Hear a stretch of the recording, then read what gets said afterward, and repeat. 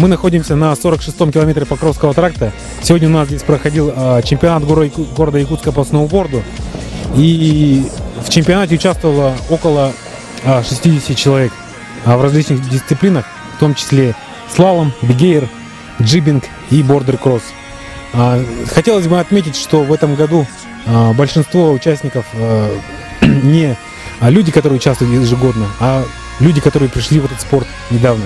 Также хотелось отметить, что в данном виде спорта появляются дети, и в этом году очень много молодых ребят приехали посоревноваться по сноуборду.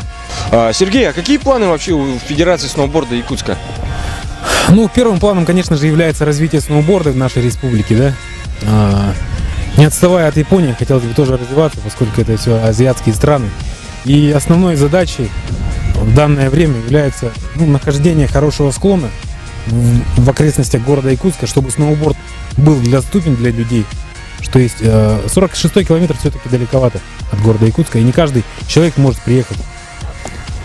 И все-таки основной задачей является популяризация данного вида спорта среди молодежи, поскольку молодежь является основоположником данной культуры, да, сноуборд-культуры.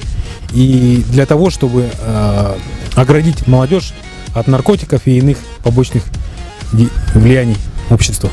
Организатором соревнований является Федерация сноуборда и горнолыжного спорта Республики Саха-Якутия, а также магазин Траектория.ру, магазин Райдер и окружная администрация города Якутска в лице управления по физической культуре и спорту. Хотелось бы, конечно, выразить огромную благодарность Константину Семеновичу Бурцеву за его поддержку нашу, то, что он поддерживает сноуборд